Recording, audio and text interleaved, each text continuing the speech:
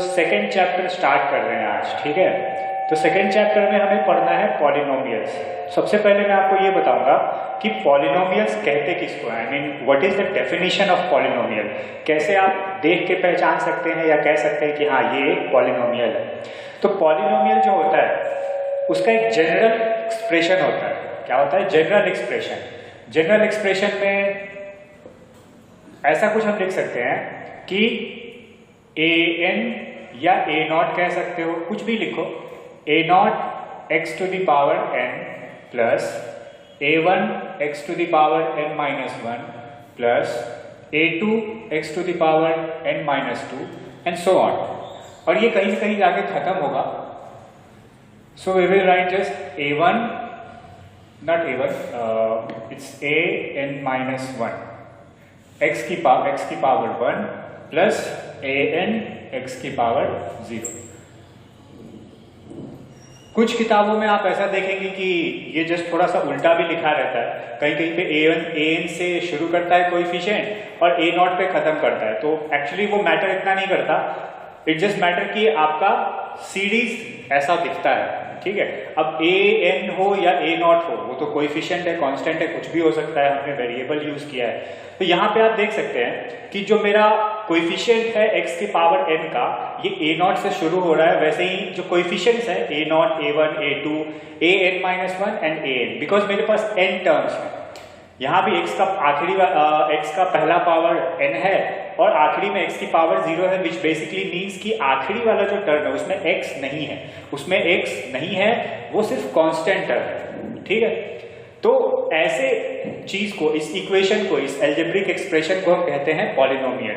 Okay, the next thing is कि जो भी इस पॉलिनोमियल में x का सबसे बड़ा एक्सपोनेंट होगा, ध्यान से, जो भी इस पॉलिनोमियल में x का सबसे बड़ा एक्सपोनेंट होगा, which in this case is n सबसे बड़ा एक्सपोनेंट है, तो हम ये कहेंगे कि n is the degree of the given polynomial.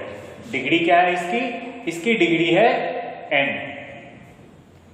और एक चीज और ध्यान देने लायक बात है कि अगर n डिग्री है तो ऑब्वियस बात है कि ये जो a नॉट है ये 0 नहीं होना चाहिए। x to the power n, ये हमको दिखाया कि n हाईएस्ट पावर है। हाईएस्ट पावर होने के लिए a नॉट 0 नहीं होना चाहिए, क्योंकि देखो अगर a नॉट 0 हो गया तो ये पूरा टर्म 0 हो जाएगा और फिर उसके बाद मेरी डिग्री हो जाएगी n माइनस 1। सो जो भी आपकी हाईएस्ट पावर है x की, उसका कोएफिशिएंट ऑब्वियसली 0 नहीं होना चाहिए। So the next thing is a not must not be equal to 0। तो यही कुछ चीजें हैं जो हमें ये बताएंगे कि पॉलिनोमियल क्या है। पॉलिनोमियल x में है, हमारा जो वेरिएबल है वो x है, आप y z कुछ भी ले सकते हैं। तो we have here a polynomial in x whose degree is n and जो n वाली डिग्री वाला वेरिएबल है उसका कोएफिशिएंट 0 नहीं होना चाहिए। तो ये बेसिक डेफिनेशन है हमारे पॉलिनोमियल्स की। अब पॉलिनोमियल में on the basis of degree we have classified it as different kinds of polynomial. पहला ये हम कहेंगे कि अगर किसी पॉलिनोमियल की डिग्री 1 है तो उसको हम बोलते हैं मोनोमियल। अगर किसी पॉलिनोमियल की डिग्री 2 है तो उसको हम बोलते हैं क्वाड्रेटिक पॉलिनोमियल या क्वाड्रेटिक इक्वेशन या क्वाड्रेटिक एक्सप्रेशन। नेक्स्ट, अगर किसी पॉलिनोमियल की डिग्री 3 है तो उसको हम बोलते हैं क्यूबिक पॉलिनोमियल। अगर किसी पॉलिनोमियल की डिग्री 4 है तो उसको हम कहते हैं बाई क्वाड्रेटिक पॉलिनोमियल। तो मैं एक एक करके आपको एग्जांपल देके दिखाऊंगा कि किसको कैसे क्या क्या कहते हैं, ठीक है। So let's get started. मैं पहले आपको कुछ एग्जांपल्स दे देता हूं पॉलिनोमियल की, जो जिससे आपको ये क्लियर हो जाएगा कि ये जो इक्वेशन, ये जो एक्सप्रेशन मैंने लिखा है ये कैसे दिखता कैसे है एक्चुअली में। तो मान लीजिए कि आपके पास एक इक्वेशन है 6x की पावर 7 माइनस 5x की पावर 6 प्लस 4x की पावर 5 माइनस 27x की power 3 plus 58x square minus x plus 9 equals to 0। तो आप यहाँ पे देख सकते हैं बहुत ही आसानी से कि जो x का हाईएस्ट पावर है वो 7 है। तो ये जो मेरा गिवन एक्सप्रेशन है इसकी डिग्री क्या हो गई? 7। यहाँ पे डिग्री क्या हो गया? 7। और जो 7 पावर वाला वेरिएबल x है उसका कोएफिशिएंट 0 नहीं है, उसका कोएफिशिएंट 6 है। अगर ये 0 हो जाता तो ये टर्म ही खत्म हो जाता। तो फिर हम यहां से शुरू करते, फिर हम कहते कि डिग्री है इस इक्वेशन का 6, बट क्योंकि हमारे केस में ये कोएफिशिएंट है, कुछ है, एग्जिस्टेंट है, इसलिए इसकी डिग्री हो जाएगी 7। और आप देख सकते हैं इसको आप बोल सकते हैं ए नॉट, किसी किसी बुक में an से शुरू करता है तो आप an भी कह सकते हैं।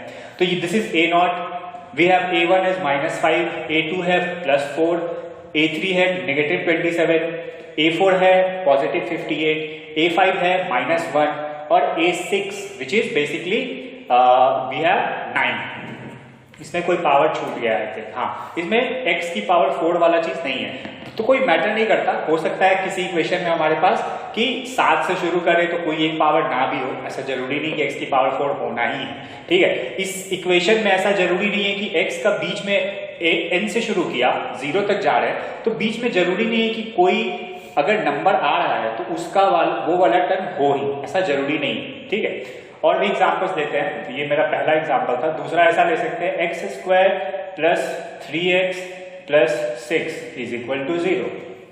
इस इक्वेशन में, इस एक्सप्रेशन में हमारा डिग्री है 2। इस एक्सप्रेशन को हम बोलते हैं क्वाड्रेटिक एक्सप्रेशन या क्वाड्रेटिक पॉलिनोमियल, ठीक है। और वेल नेक्स्ट 3 ऐसा लिख सकते हैं x² - 4 इज इक्वल टू 0। यहां भी मेरे क्वाड्रेटिक का डिग्री है 2, बट आप देख सकते हैं कि यहां x वाला कोई टर्म नहीं है, तो इसका ये मतलब नहीं है कि ये मेरा क्वाड्रेटिक नहीं है। क्वाड्रेटिक इस चीज से डिफाइन होता है कि हाईएस्ट पावर वेरिएबल की क्या है, डिग्री क्या है। डिग्री से हम ये बताते हैं कि कौन सा पॉलिनोमियल है, ना कि डिग्री के बाद वाले चीजों का होना जरूरी है। यहाँ पे x नहीं है, it doesn't matter. x² which basically tells us कि इस इक्वेशन की, इस एक्सप्रेशन की डिग्री 2 है, और इसलिए हम बोलेंगे कि ये क्वाड्रेटिक है, इसमें x का होना जरूरी नहीं है, ठीक। नेक्स्ट चलते हैं, जो मैंने क्लासिफिकेशन बताया था उसको मैं एक बार फिर से बता दे रहा हूं। जो पहला होता है जिसमें हमारा इस पॉलिनोमियल का डिग्री 1 हो, उसको हम बोलते हैं लीनियर पॉलिनोमियल या मोनोमियल। पहला क्या है? लीनियर पॉलिनोमियल या मोनोमियल, इसको कहते हैं मोनोमियल। तो लीनियर पॉलिनोमियल का आप एग्जांपल ऐसे दे सकते हैं, 5x + 2 बराबर 0 करिए तो वो एक इक्वेशन बन जाता है, ये जस्ट एक एक्सप्रेशन है, ठीक। नेक्स्ट आता है मेरा क्वाड्रेटिक इक्वेशन या क्वाड्रेटिक एक्सप्रेशन। इसका एक एग्जांपल ऐसे दे सकते हैं, देखिए यहां भी एग्जांपल मैंने दिया है, और भी एग्जांपल इसका ले सकते हैं, 5x² - 2x + 6 is equal to 0। Is equal to 0 जब हम कर दे रहे हैं तो basically it becomes a equation. Is equal to 0 नहीं कर रहे हैं, कुछ इक्वेट नहीं कर रहे हैं, तो वो जस्ट एक एक्सप्रेशन है। तो ये लिखो ना लिखो इट डजंट मैटर, ये क्वाड्रेटिक एक्सप्रेशन है। इक्वल्स टू 0 कर दिया, इक्वेट कर दिया, तो इट बिकम्स अ इक्वेशन। तो ये है मेरा क्वाड्रेटिक, जो बेसिकली हमें डिटेल में पढ़ना है। ये वाला डिटेल में हमें नहीं पढ़ना है, ये आप पहले पढ़ चुके हैं, ये हमें इस चैप्टर में पर्टिकुलरली डिटेल में पढ़ना है। नेक्स्ट चीज है क्यूबिक पॉलिनोमियल। तो क्यूबिक पॉलिनोमियल का एग्जांपल आप ऐसे कुछ लिख सकते हैं कि let's say 3x³ - 2x² + x - 9 = 0। This is a cubic equation, this is a cubic polynomial equation. यहाँ पे मेरा जो डिग्री है वो 3 है, तो इसलिए ये क्यूबिक है। ओके, मूविंग ऑन फर्दर, मैं आपको पॉलिनोमियल से जुड़ी हुई कुछ फैक्ट्स बताना चाहता हूँ। कभी कभी ऐसा होता है कि हमें एक पॉलिनोमियल दे दिया जाता है और बोला जाता है कि इस पॉलिनोमियल का वैल्यू, लेट्स से कि आपके पास एक गिवन पॉलिनोमियल है px = x² - 3x + 6 + 5 = 0। कुछ भी लिख सकते हो, 6 भी लिख सकते हो, कोई जरूरी नहीं है, 4 भी कर सकते हो। लेट्स से कि हमने इसको रखा है 6 ही रहने देते हैं, चलिए। तो ये जो चीज है ये एक मेरा पॉलिनोमियल है इन x, this is a polynomial in x। px का मतलब है कि this is a polynomial in x, variable x है, इसलिए हम कह सकते हैं कि पॉलिनोमियल इन x। अब कभी कभी आपसे ऐसा पूछ देता है कि बताइए कि इस पॉलिनोमियल की वैल्यू x = 1 या x = 2 या x = कोई भी x की वैल्यू दे देगा और पूछेगा कि इस पॉलिनोमियल की वैल्यू क्या है। तो अगर मान लीजिए कि आपको ऐसा दिया गया कि फाइंड p of α, अब यहाँ अल्फा क्या है, वही जो मैंने कहा कि x की कोई वैल्यू दे दी जाएगी, वेयर बेसिकली इट मींस कि x बराबर अल्फा दिया गया है। अल्फा कुछ हो सकता है, मैंने वेरिएबल यूज किया है, कोई भी वैल्यू हो सकती है। तो इसमें हम सिंपली क्या करते हैं कि ये जो अल्फा है उसका वैल्यू हम x के जगह पुट कर देते हैं। तो बेसिकली p अल्फा क्या हो जाएगा, p ऑफ अल्फा हो जाएगा alpha square minus 3 alpha plus 6। ठीक, हमने क्या किया, जो भी वैल्यू हमको पूछा गया कि इस पॉलिनोमियल की value x is equal to 2 पे बताइए, तो x इज इक्वल टू 2 पूछा गया है तो हम यहाँ पे x के जगह पे 2 डाल देंगे। पूछा गया कि x की वैल्यू बताइए, अगर x की वैल्यू 3 है तो इस पॉलिनोमियल की वैल्यू क्या आएगी, तो क्या करेंगे, x की जगह 3 डाल देंगे and that will be p of 3, ऐसा लिख के p ऑफ 3 और 3 डाल के हम उसका वैल्यू निकाल सकते हैं। ठीक है, जो हमारा नेक्स्ट कंसेप्ट है वो ये बताता है, वो ये है कि जीरोज रूट्स। ठीक है, जो नेक्स्ट है वो क्या है, जीरोज या रूट्स कहते हैं उसको, जीरोज या roots of a given equation. कोई भी इक्वेशन होता है तो उसका कुछ ना कुछ सॉल्यूशन होता है। सॉल्यूशन का क्या मतलब है, सॉल्यूशन का मतलब है, चले पहले एक इक्वेशन ले लेते हैं फिर हम डिसाइड करते हैं कि उसका सॉल्यूशन का क्या मतलब है। तो हम एक जनरल क्वाड्रेटिक एक्सप्रेशन लिखेंगे। जनरल क्वाड्रेटिक एक्सप्रेशन आप ऐसे लिख सकते हैं, f of x equal to ax square plus bx plus c, that's it, खत्म। ये क्वाड्रेटिक एक्सप्रेशन है। अब आप इसमें देख सकते हैं कि पहले जो मैंने एक जनरल स्टैंडर्ड फॉर्म लिखा था उसमें मैंने वेरिएबल्स के कोएफिशिएंट्स लिए थे a1 a2 up to an। यहाँ पे मैंने वेरिएबल के कोएफिशिएंट्स लिए हैं a b और c के साथ जो वेरिएबल है उसका पावर 0 है, इसलिए वहां पे वो कांस्टेंट टर्म हो गया। तो x स्क्वायर की कोएफिशिएंट है a, x की कोएफिशिएंट है b और जो कांस्टेंट टर्म है वो है c। अब जहां तक बात जीरोस या रूट्स की आती है तो उसका मतलब ये होता है कि x की वो वैल्यू जहां पे fx 0 हो जाए। क्या, x की वो value, that value of x, that value of x where fx becomes what, 0। x की अगर आप कोई ऐसी वैल्यू निकाल सकते हैं, ऐसी वैल्यू फाइंड आउट कर सकते हैं जहां पे fx 0 हो जाए, तो x की वो वैल्यू इस इक्वेशन का 0 या रूट कहलाएगा या solution. Basically it is a solution of our equation. ठीक, तो क्योंकि यहां पे मेरा जो इक्वेशन है ये क्वाड्रेटिक है, इसकी डिग्री 2 है, इसलिए इसके 2 रूट्स या सॉल्यूशंस होंगे। पहले भी मैंने अलग अलग डिग्री वाले इक्वेशंस आपको बताए हैं।